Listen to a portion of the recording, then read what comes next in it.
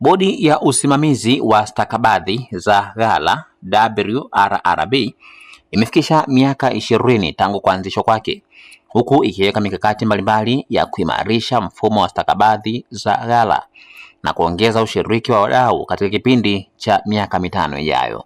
Akizungumza na waandishi wa habari katika ukumbi wa Idara ya Habari Maelezo leo Julai 31 mwaka 2026, mkurugenzi mtendaji wa WRRB Bwana Asanyie Bangu amesema katika mwaka wa fedha 2026-2027 bodi hiyo inaanza utekelezaji wa mkakati wa kuingiza sekta ya mifugo katika mfumo wa stakabadhi za ghala, ambapo amesema mnada wa kwanza wa mifugo unatarajiwa kufanyika katika wilaya ya Mvomero mkoani Morogoro. Aidha, amesema WRRB imejipanga kuongeza matumizi ya tehama katika shughuli zake, kuimarisha ushiriki wa taasisi za fedha, kuongeza uwekezaji katika miundombinu ya ghala, pamoja na kuendelea kutoa elimu kwa wananchi na wadau kuhusu mfumo wa stakabadhi za ghala. Kwa upande mwingine, Bwana Bangu amesema mfumo wa stakabadhi za ghala umeendelea kukua na kuimarika nchini, ambapo kwa sasa unahusisha jumla ya mazao 18 na umefika katika mikoa 23 ya Tanzania. WRRB itaendelea kupanua wigo wa mfumo ili iweze kuwezesha biashara ya bidhaa mbalimbali na si mazao ya kilimo pekee kupitia katika mfumo huo. Kupitia mkakati huu, bodi inaendelea majadiliano ya kisera na kitaalamu kwa kushirikiana na wizara mbalimbali, taasisi za serikali, sekta binafsi, wafugaji, wakulima, vyama vya ushirika pamoja na washirika wa maendeleo ili kuweka mazingira wezeshi ya kuingiza bidhaa mpya katika mfumo wa stakabadhi za ghala. Katika mwaka 2026-2027,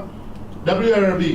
itaanza utekelezaji wa mkakati huu kwa kuingiza sekta ya mifugo katika mfumo, ambapo mnada wa kwanza wa mifugo unatarajiwa kufanyika katika wilaya ya Mvomero hivi karibuni.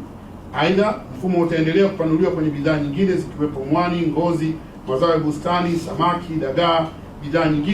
nyingine zinazokidhi vigezo vya kuingia katika mfumo. Upanuzi huu wa mfumo pia utafungua fursa mpya za uwekezaji na biashara nchini. Halmashauri zitanufaika kwa kujenga na kuendeleza ghala za kisasa zitakazokidhi viwango vya mfumo, hatua itakayochochea ukusanyaji wa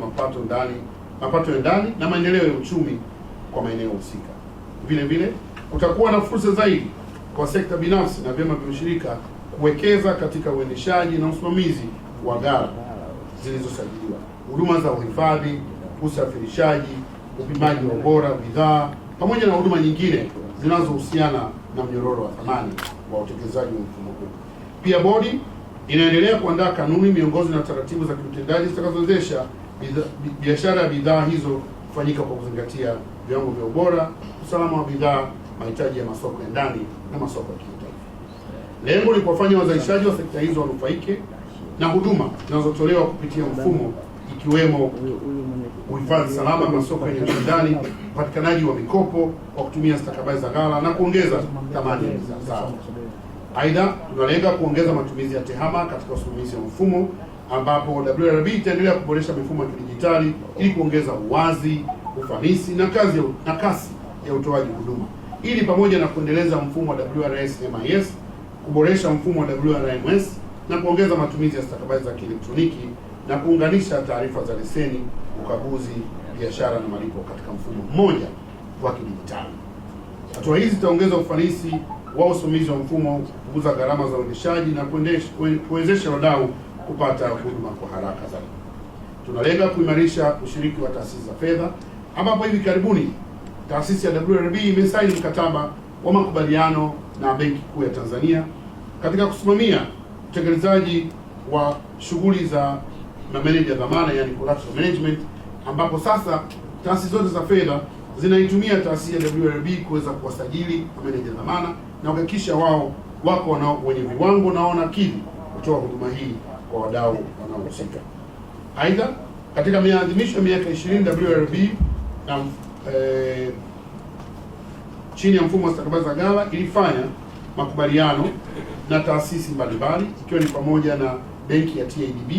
kwa maana ya kuweza kupata uwezeshaji wa kifedha kwa ajili ya ujenzi wa ghala,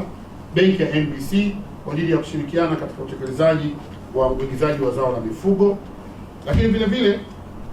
ili kuongeza uwekezaji katika miundombinu ya ghala na huduma za biashara, tumeweza kuwashirikisha wadau wote, na nitoe rai pia kwamba kama ambavyo ilielekezwa na Mheshimiwa Daktari Mwigulu Nchemba, Waziri Mkuu wa Jamhuri ya Muungano wa Tanzania, kwa halmashauri sasa zione haja ya kujenga ghala zinazostahili katika maeneo mbalimbali kama chanzo chake cha mapato moja, lakini mbili, kama njia ya kuwezesha mfumo wa stakabadhi za ghala kuweza kuwasaidia wadau wao. Kwa hiyo hivi tunaziona halmashauri chache zimeanza kufanya, lakini nitoe wito kwa halmashauri nyingi zaidi kuweza kuendelea kujikita katika jambo hili ili kuweza kuwa na tija zaidi. Lakini tunajipanga kuendelea kutoa elimu kwa wananchi kupitia njia mbalimbali, ikiwa ni pamoja na mikutano pamoja nanyi. Niwakaribishe WRB